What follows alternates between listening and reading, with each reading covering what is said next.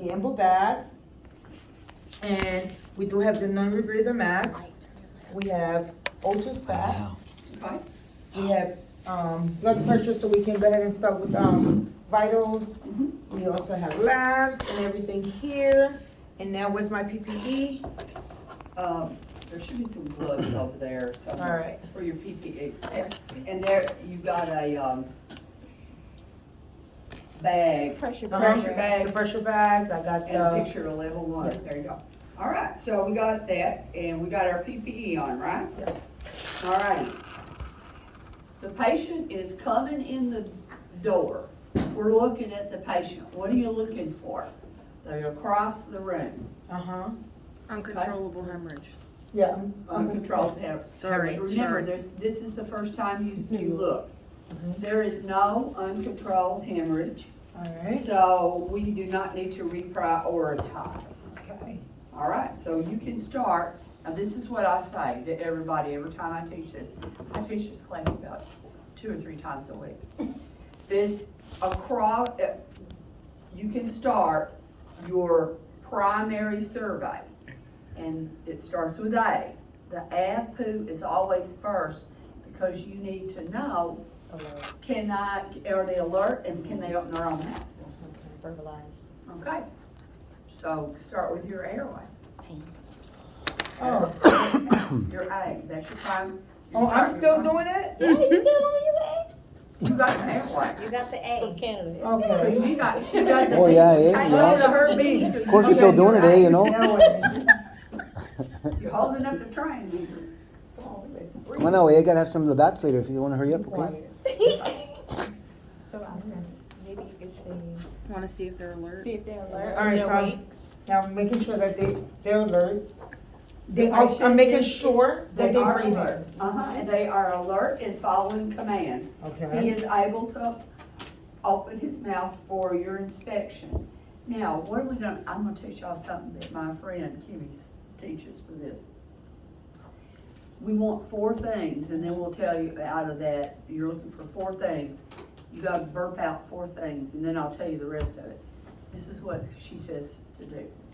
We are looking for the tongue. We are looking for the teeth. We are looking for trash, any foreign objects or anything. We are looking for anything wet, like blood, secretions, or vomit. Okay. Okay? And then I'll tell you the rest of it. All right, so we have nothing that is obstructing this airway. His airway is patent.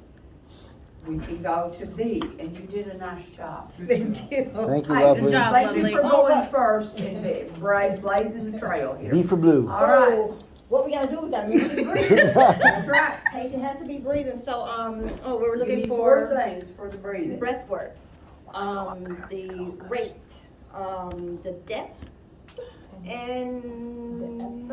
The color of the skin. Color of skin. Skin is the See, biggest thing we got. Write all this down. Can I If your skin is not pink or some facsimile, like my skin is this color, your skin is this color. But look, they're both pink, they're both a warm color. See, our nails are both pink. So you always. It'll be a little bit challenging for, but they have like a dusky, like If they don't, grayish look, you can tell. Sorry. the Latin people get, their warm olive skin gets this color that, it's olive, but it's not a pretty warm color, it's a cool color. A real cool You color. get cool olives, yeah. And my friend that I worked with in Michigan was from Jamaica. And we don't got no much sun up there. So she was really dark. And her dad was up there and he had a heart attack. He comes in and his lips are gray. The lips are gray. So always look for breathing, always look at the skin, because that will tell you, are they perfused with some oxygen? Okay, Yeah. that Okay. makes sense. All right, I think my job is done. You did. Now let me tell you what you got on the breathing.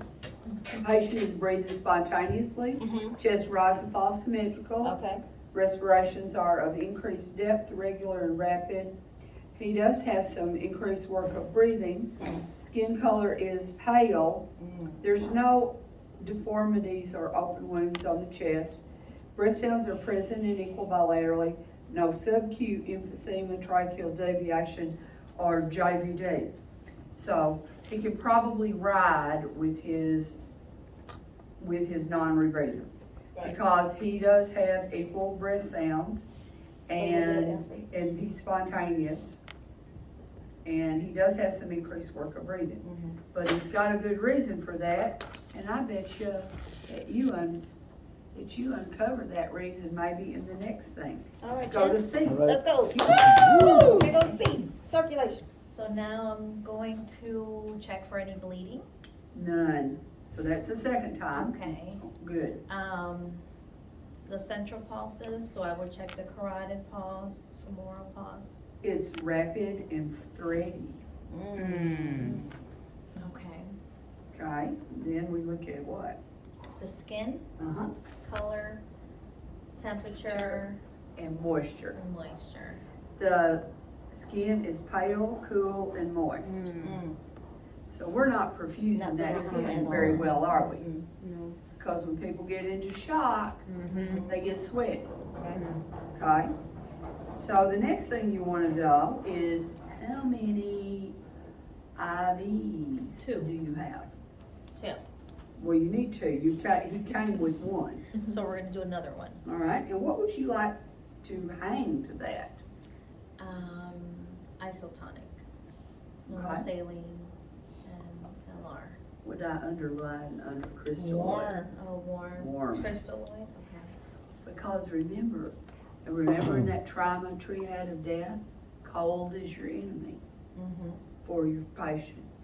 And if I get this temperature in this room, what do y'all think it is? Warm. It's not that cold. Well, it's not that Room cold. temperature. But what is our normal body temperature? 98.6. 98.6. So it could be like about 20, it could be about 20 degrees colder, which, once you get off the shelf in the trauma room, it's gonna be that cold. So we would start with the crystalloid and then maintain with the isotonic, the normal The saline isotonic LR? crystalloid, Okay. No, and we use more LR now than we used to, because it's kind of buffered. Now, but you cannot hang blood with LR. I don't care who you see that does that, it's wrong. It's wrong. Normal saline. So one of my IVs I always have is normal saline, the one with the blood tubing usually. So since this person is acting like they're kind of shocky, you think we should give them a bolus? Yes. Yeah. How much? 500. 500. All right. So we do a bolus. There's another thing that goes along with this. When you mess, reassess. Okay. Okay? Got it. That's what, when you mess, reassess.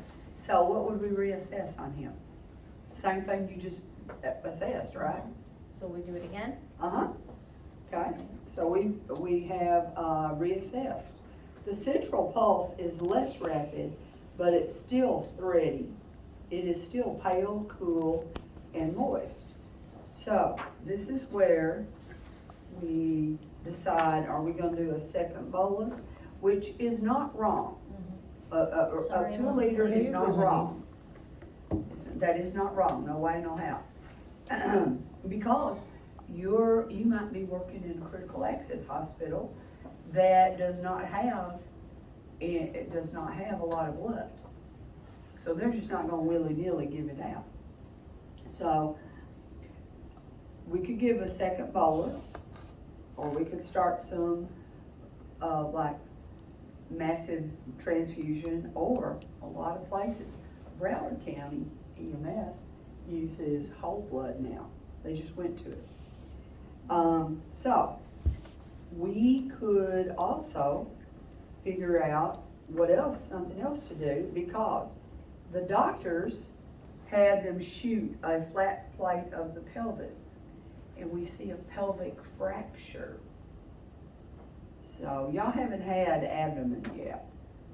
So I'm gonna tell you what we do. We find a fracture on the flat plate that they do. We put a binder on it, and it can be. What are you talking, this a bedside x-ray, you're saying? Uh-huh. Okay, Yeah, just a bedside X-ray. right. And if they do, because this is what happens, like, what EMS did you work for? Palm Beach County. Palm Beach County. Okay, down in Delray, where I worked last, they would go ahead and when they got ready for the patient, they'd go ahead and put some cassettes here.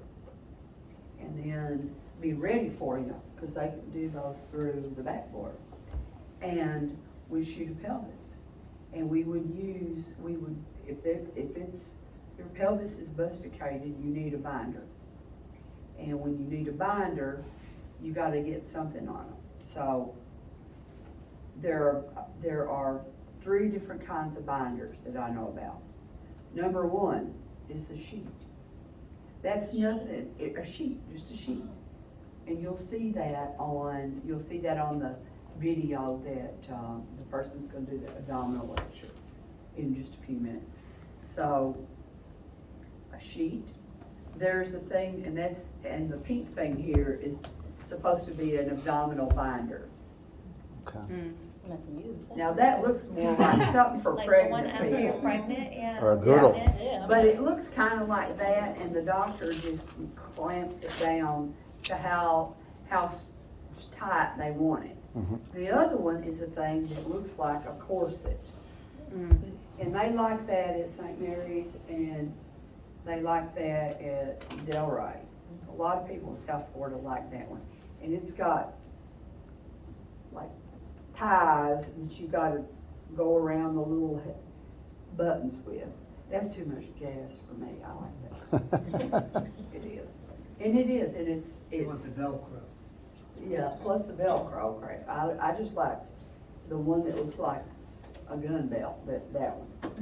And it's easy because you can see the perineum, and it doesn't cover up a lot of stuff like the others do. All right, so we're gonna put on a pelvic binder, and we have nest, so what should we do? Reassess?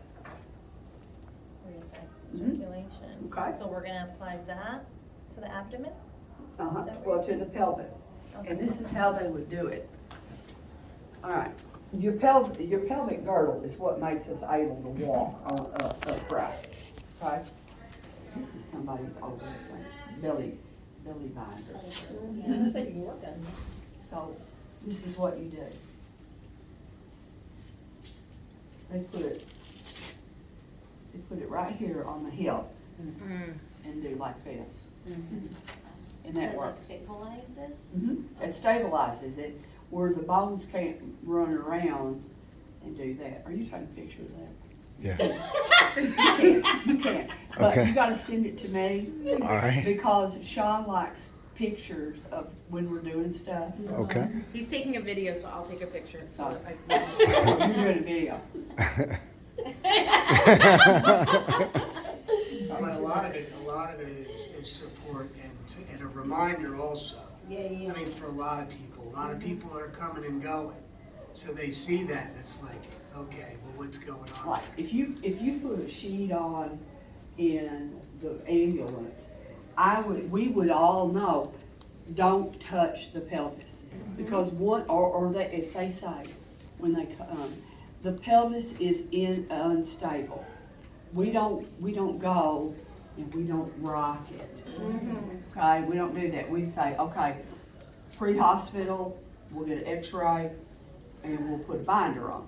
But we're not gonna go over and because when you see all those pelvic pictures on the slide today, all those bony, broken bones are sharp. And what do you got running through there? You got all kinds of big, you got arteries and veins. The belly's full. So your great vessels will get messed up. So we're gonna put a reminder on home care. Besides the fact you can lose a lot of blood just from the fracture itself. 1,500. This is worth 1,500. This is worth 1,500. This is worth 1,500. 750. 750 on the humors too. And that's the Plus, amount of if it, That's the amount of blood. blood. Yeah. Plus, what if they got on blood thinners?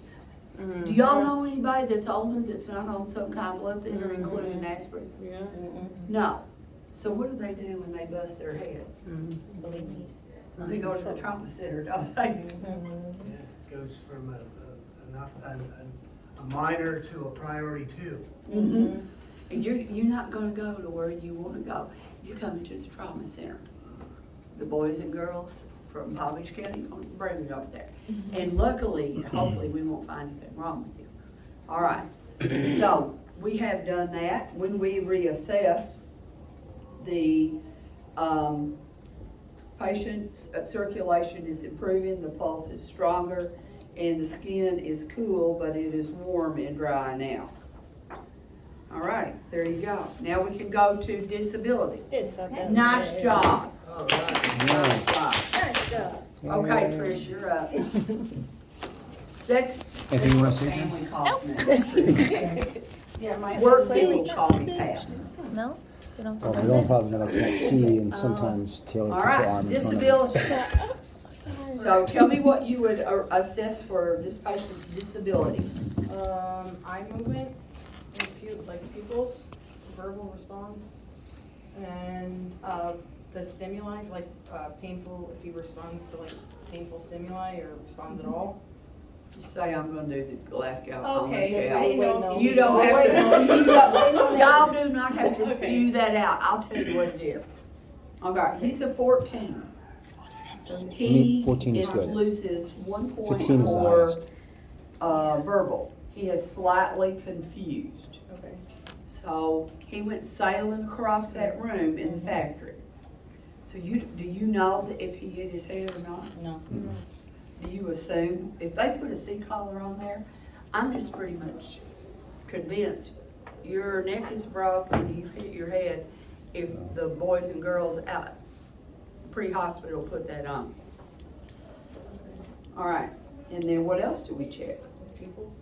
They are equal, round, and reactive to light. And something that Scotty didn't tell y'all. Before you drug up somebody, now, and this is not, because we do all this in the disability here. You got somebody that's gonna be intubated real quick. You want, and before you push those drugs, get their GCS and check their pupils real quick. It won't, if somebody goes to get the RSI kit or goes to get it out of the Pyxis in the trauma room, but in that seconds, you can get those. And if you get those pieces of data, the neurosurgeon will love you. Because if you got the baseline, we know the baseline. And if we don't have that, then they're gonna kind of wonder what it is. Yeah. Does that make sense? That makes sense. I try to tell people the ins and outs of working in trauma because I've done it for so long. For actually pretty much more than a lot of y'all You in said life. you worked in I worked at Delray. Delray. Hellray. Hellraiser. Have you worked there? I've worked there before. One man, that place is like did you work there as agency? No, agency, yes. It is Hellray. Step down, Okay.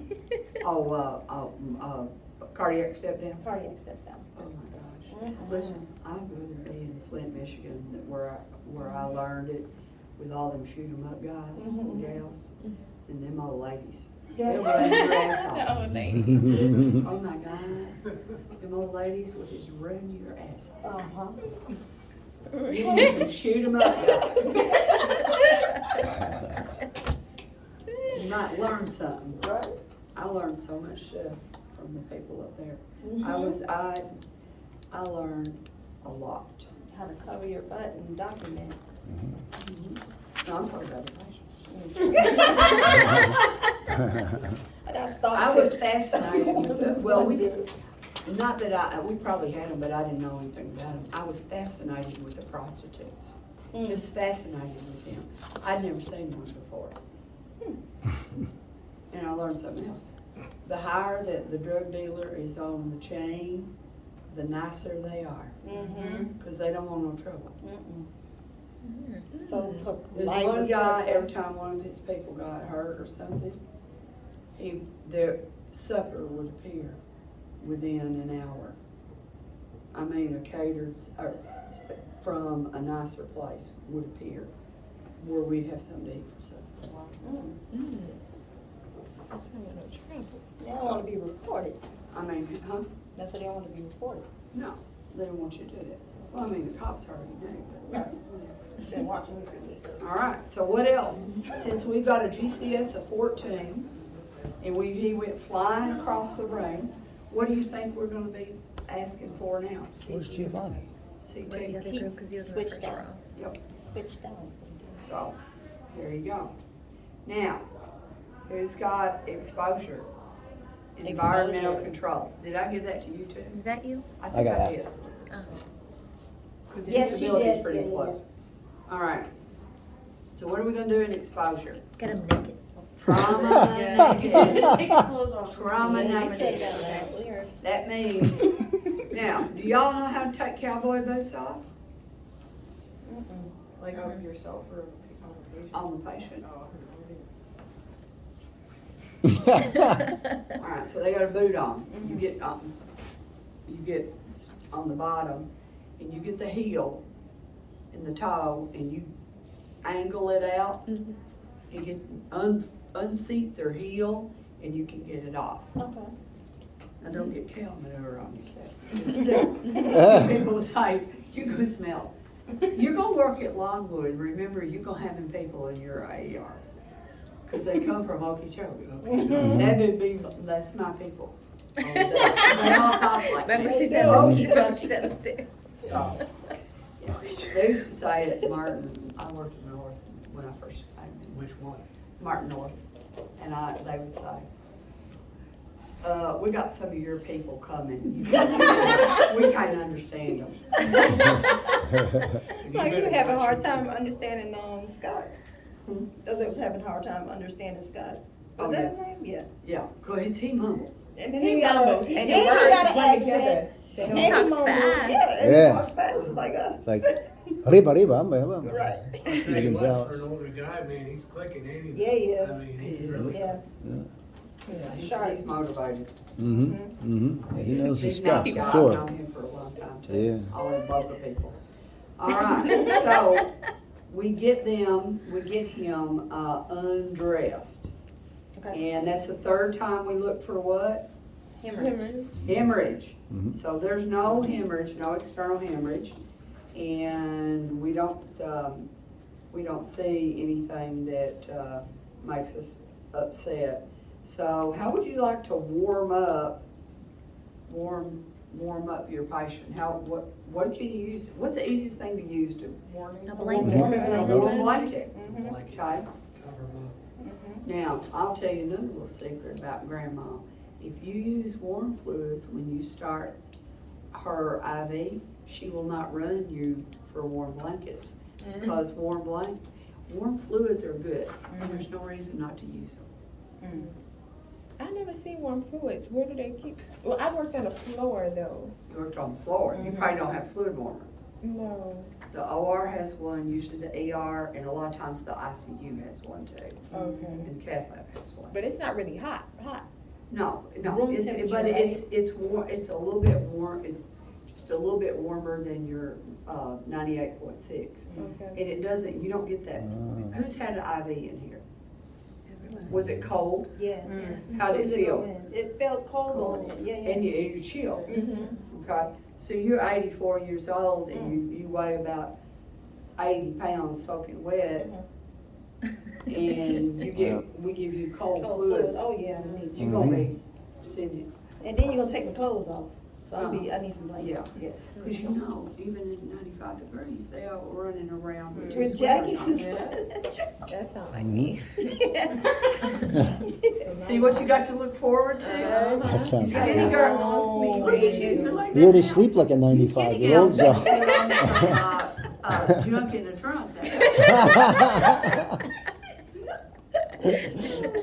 And you start eating sense of humor working the out. Yeah. Put some All junk right, in the so trunk. we're gonna keep them warm, and then we're gonna go to my next person, I think, Trish. That's me. Nice job, Trish. Thank you, Tricia. And you're gonna do F and the G. So, Yeah. are you videoing the whole thing? It's the process, we need to know the process. You need to know the process. No, I remember not to say anything totally inappropriate. Oh, where's the fun in that? Where you got? Chicken? We already got the joke. Have you ever worked OB? It is one solid dirty joke. That's what it is. All the, and you know, they always get all that stuff and people think they're so nice. No. All right, All full right, set so of I'm gonna get my vitals. full, are these the same vitals that we're working with, the ones you gave us in the beginning? No, these Okay. are new, this They is changed. where we take the All right. first vitals. Okay, 96/68. all right. The map is 77, okay? So 104 for the heartbeat, respiration's 22, and 98.6, because Tricia warmed them up for you, and You're pulse welcome. ox is 98%. 98, all right. Okay, so they're a tad tachypnic and a tad, they are a tad tachycardic. Okay. Got the tacky going on. But they got a pelvic fracture. Okay. So that can help explain they're probably in hypovolemic shock. Right now, they are compensated. They are 96/68. Okay. Because we did what we need to do. Okay. Now, what's F's? Tell me the F's. Well, after the vitals, then I gotta do the whole LMNOP thing from that, because we gotta, well, I'm gonna do the family too, right? Because that's part of the F, so I wanna make sure the family was contacted, if they're here, if they have been given any information, all that stuff. Okay, Then the LMNOP, I gotta do my labs okay. for this individual, so I wanna get, I guess, CBC. Just say trauma labs. Just That's good. trauma labs. Then I wanna monitor them, and I wanna, keep reassessing where they're at. And it'll be, now, they're not gonna get a nasogastric tube, because I don't know the extent of injury, so they had to be tubed, I give them the oro. And we can, with this guy, we can defer it. If they need one in the OR, they can put one in the OR. It doesn't sound like he needs one, because he's awake. No, he doesn't need anything right now. Yeah. But if they decide in the OR that they want, because they're gonna give him anesthesia, if they decide that they want one in the OR, they can put it in then. Okay, okay. And we have him on the monitor, sinus tach. So, and then his oxygen, oxygen baited on pulse ox?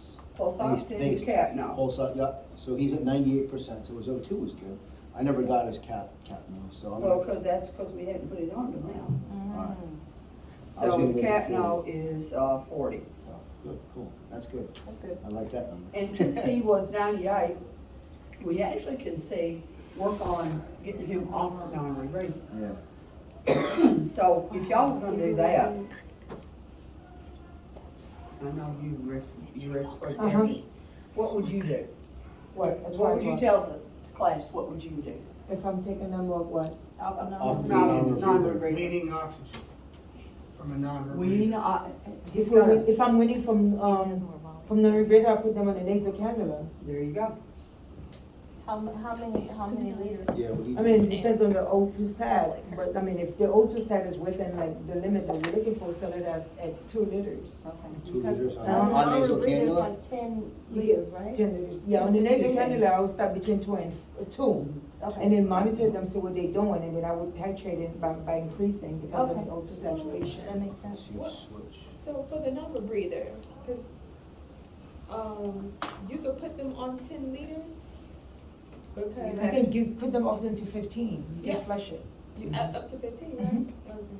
And it's, Cause that's why it's called flush. What you wanna Because make what we sure, do, you just plug it in, and then you lift this up a little to fill the bag, and you let it flush, you put it over to them. And sometimes you might even have to do this to trying to get the, it's not recommended, but sometimes you do it, sometimes you have to press the bags. yeah, cause you're shoving it out to them. Mm-hmm. But you wanna make sure that's blowed up, because if not, it's like putting a Publix bag on their head. Oh my God. And they're breathing back their CO2. What were you talking, put it on, it's all the way up? Yeah. So you have to plug it. You'll see a and lot then of times what you do, people you Especially with the lift this up. COVID patients. Once you lift this up, it's gonna fill up the bag. The bag has to be And filled up first, the, before you put it over their face. actually told me. You lift one of that the up, girls had that little like thing, and it that, fills up, and then you can And- put it on there. Yes, yeah, always put it on their face when this is filled. And all he the way happened to up. be on the floor with his patient, he came and he was like, first of all, it can't be on 7.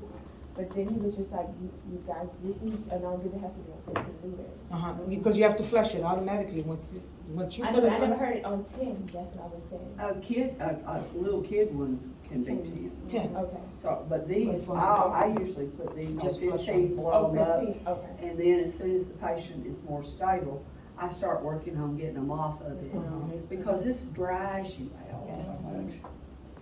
And with the nasal cannula, you can attach a humidifier, but with this, you can't. But that's 15. 15, you flush it. Okay, okay. They won't say 15, sometimes they'll say flush. Okay. Okay, But you know it's 15. And then finally, assess for pain. okay, 10 out of a 10. So then I would want to get an order from the doctor for some kind of a pain. There's two kinds of pains, there's non-analgesic and analgesic. So the analgesic, I would obviously get an order from the doctor, and whatever he or she prescribed is what I would give. And the non-analgesic would be, he's awake, so maybe some form of distraction, focused on it. And then, Some ice on anything. ice. Mhm. Always if you can't think of nothing, Reposition, say that's right. reposition. Even if their neck is broke, reposition their The arms. arms. Yeah. Okay, all right, very good. Now, at the end of the primary survey, I always ask you, do you think that we should go ahead and, think about transferring this patient if you're not a trauma center? Yeah.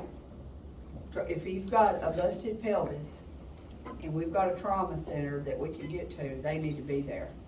I bet you that is Rex saying, where the hell are y'all? We're learning, Rex. Yeah.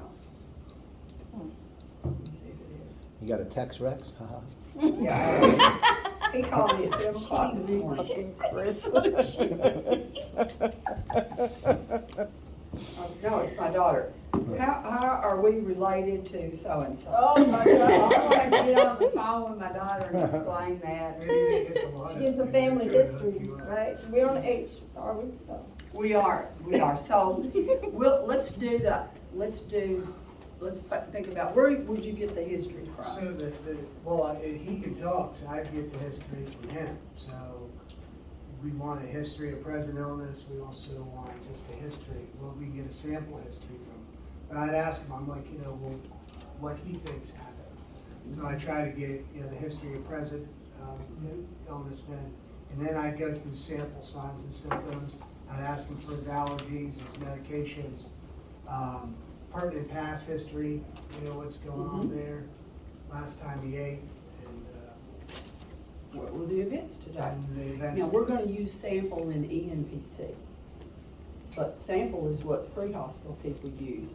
And you always get a good amount of history with that. Now, what if your patient is not able to talk to you? You don't know nothing, do you? Okay, in Meditech, I work for HCA. The doctors can look and see if they've been in any HCA facility in the whole doggone country. They can do that. I don't think y'all are allowed to do it. If you're working somewhere with Epic, you'll see a little. We can. You can. My director Oh, showed yeah, showed they us how to can. do it. Okay. Yeah. And certain. We couldn't do it up in Wilson, North Carolina. We could only get our our little group of area hospitals, but not outside of, that were in North Carolina. All right, so if you can't find any bracelets, you can't find anything in their belongings, you have to assume, you just have to assume every time, if you give that patient medicine, it's a benefit versus risk for that, because you don't know if they're allergic to it. So if you got somebody you know nada about, make sure that you watch them very closely. Don't just give something and walk out the door, because they could be allergic to it. Or do a glucometer in your disability or somewhere, because they could be a diabetic, real low or real high, altered mental status. That's always on every EMS policies and protocols, altered mental status, glucometer, right? Just makes sense, I mean, It does, okay. We probably need to go back to the other room. Okay. I'm gonna show you the 2-minute thing. All right. It's all assessment. This, head to toe. I'm going to, these are the words. Inspect, palpate. I'm gonna do the head and I'm gonna do the face. I am looking for, if I was an EMS person, I'd say DCAT, BTLS, I would say, but we're not. I say surface trauma, okay?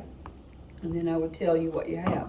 Then I would say Glenn would help me, and he would hold C-spines while I took off the collar, and I'm looking for the trachea to be midline. I'm looking for any JVD.